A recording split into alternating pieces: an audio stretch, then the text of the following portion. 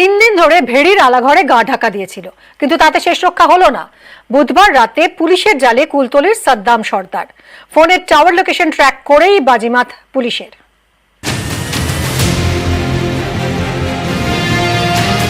পুরনো সোনার মূর্তি বিক্রির নামে পরিকল্পিত প্রতারণা, কোটি কোটি টাকা প্রতারণা চক্রের কিংপিন সাদ্দাম সর্দার। সাদ্দামকে ধরতে গিয়ে সোমবার আক্রান্ত হয় পুলিশ। পুলিশকে লক্ষ্য করে গুলি চালানো হয় বলে অভিযোগ। পুলিশের হাত থেকে সেদিন সাদ্দামকে ছিনিয়ে নেয় তার পরিজনরা। দুদিন পর বুধবার গভীর রাতে কুলতলি থানার পুলিশের হাতে গ্রেপ্তার সাদ্দাম সর্দার। কুলতলির চুপড়িঝাড়া থেকে ধরা পড়ে। রেড আমরা করি চুপড়িঝাড়াতে ওখানে একটা আলাঘর পাওয়া যায়। ওখানে যে আমাদের ঠাকুর রানী নদী আছে, ওর পাশে যে আলাঘর ফিশারি, ওই ফিশারির মালিক হচ্ছে মান্নান খান। মান্নান খানের 3-4টে আলাঘর ছিল, ওর একটা আলাঘরে এ শেল্টার নিয়ে বসেছিল। এ আর মান্নান দুজনকেই অ্যারেস্ট করি। এই যে আমরা ফাঁকা এলাকায় রয়েছি, ডান দিকে রয়েছে ঠাকুরার নদী এবং বাঁ দিকে রয়েছে বড় বড় ফিশারি। এই ফিশারির মধ্যেই যে আলাঘর, এই আলাঘর থেকেই তাকে গ্রেপ্তার করে কুলতলি থানার পুলিশ। সোমবার সকালে জালাবেড়িয়া 2 গ্রাম পঞ্চায়েতের পয়তারহাটে সাদ্দামের বাড়িতে হানা দিয়েছিল পুলিশ, কিন্তু সাদ্দামকে ধরতে পারেনি। জানা গেছে পুলিশের হাত থেকে পালিয়ে সাদ্দাম লুকিয়ে পড়ে উচ্ছে খেতে। সেখানে বেশ কিছুক্ষণ লুকিয়ে থাকে। সন্ধে নামতেই আরেক জায়গায় পালায়। নদী পার ধরে চলে যায় চুপড়িঝাড়ায়। এখানেই মান্নান খানের ভেড়ি। ভেড়িতে নজর রাখতে থাকে আলাঘর। এই সেই আলাঘর। এই আলাঘরেই সোমবার থেকে লুকিয়েছিল সাদ্দাম সর্দার। এই যে আলাঘর, সেই আলাঘরে থাকার জন্য সাদ্দামের সমস্ত রকম ব্যবস্থা করে দিয়েছিল। এখানে যেটা দেখা যাচ্ছে যে প্রত্যেকটি একটি মানুষ থাকতে গেলে তার যে যে করণীয় যে জিনিস লাগবে সেগুলো রয়েছে, যেমন খাবার জিনিস থেকে শুরু করে নেশার জিনিস, এবং তার সঙ্গে মশার উপদ্রব থেকে বাঁচতে মশার মারা ধূপ, রাত্রে যাতায়াতের জন্য টর্চ লাইট, তার সঙ্গে পেস্ট, বৃষ্টি হলে ছাতা এবং তার সঙ্গে গামছা, এবং তা রাত্রে লাইটের জন্য সোলার লাইটের ব্যবস্থা। তার সঙ্গে একাধিক জামা কাপড়ও সেখানে রয়েছে। জানা গেছে মোবাইল ফোনের টাওয়ার লোকেশন ট্র্যাক করে সাদ্দামের হদিশ পায় পুলিশ। তারপর বুধবার রাতে অভিযান, জালে সাদ্দাম।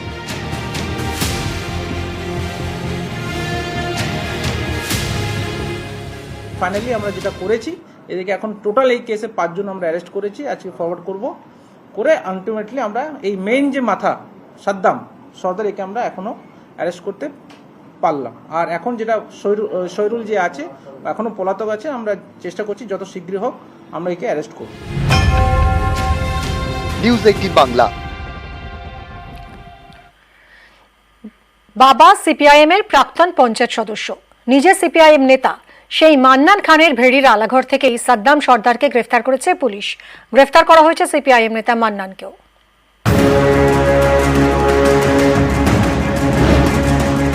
পুলিশের জালে কুলতলির সাদ্দাম সর্দার। বুধবার রাতে তাকে গ্রেফতার করে কুলতলি থানার পুলিশ।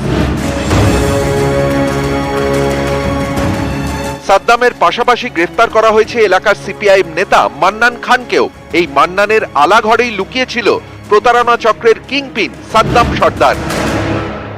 বাম নেতা মান্নান খান, তার আলাঘর থেকে, আমার পিছনে যে আলাঘর দেখা যাচ্ছে, সেই আলাঘর থেকে গ্রেপ্তার হয়েছে প্রতারণা মামলার মূল অভিযুক্ত সাদ্দাম সর্দার। এখানে বাম আমল থেকে এই কাজকর্মগুলো হতো। গতকাল গভীর রাতে পুলিশ খবর পায় যে চুপড়িঝাড়া অঞ্চলের আমাদের প্রাক্তন এমএলএ, তার ছায়াসঙ্গী মান্নান খান, সিপিএম এর এক নেতা, তার যে আলাঘর আছে ফিশারি, সেই আলাঘর থেকে পুলিশ খবর পেয়ে সেখান থেকে গভীর রাত তাকে গ্রেপ্তার করে। এবং এই ঘটনার সঙ্গে সিপিএম এর যেমন প্রত্যক্ষভাবে যোগ আছে, এবং এইটা তদন্ত হলে দেখবেন আরো অনেক সত্য বেরিয়ে পড়বে। কোথা থেকে তিনি গ্রেপ্তার হয়েছেন বলে কি একটা নাম বলছে, ওই নামে তো সিপিএম এর কোনো লোক ওখানে নেই। মান্নান খান নাকি একটা নাম বলছে সিপিএম এর নেতা ছেড়ে দিন, ওই নামে সিপিএম এর লোক ওখানে কেউ আছে বলে মনে হয় না। এটা একটা ফলস ব্লেম দেবার চেষ্টা করা হচ্ছে, এবং করা হচ্ছে আসলে সাদ্দামকে বাঁচানোর জন্য। চুপড়িঝাড়া পঞ্চায়েত এলাকার বাসিন্দা মান্নান খান। তার বাবা সিপিআইএম এর পঞ্চায়েত সদস্য ছিলেন। দীর্ঘদিন ধরে মাছের ব্যবসা করেন মান্নান। ভেরি লিজ নিয়ে মাছের কারবার। পুলিশের দাবি প্রতারণা চক্রের সঙ্গে যুক্ত এই মান্নান খান।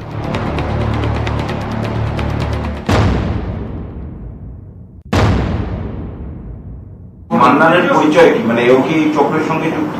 এর চক্রের সঙ্গে যুক্ত, এর এগেনস্টও কেস আছে বিভিন্ন। নিজেকে তো সিপিএম মেম্বার বলছে। একই সাথে কারবার করে এই যে একদম একদম একদম এদের একটা গ্রুপ আছে, অ্যারাউন্ড 12 থেকে 14 লোকের একটা টিম আছে। এই টিমরাই এটা করে। আপনার ছেলে কি সিপিএম দল করে? না, এখন না করে না, সব বারাঙ্গি দিয়ে সব বসছে, কোনো দলের সঙ্গে যোগাযোগ নেই।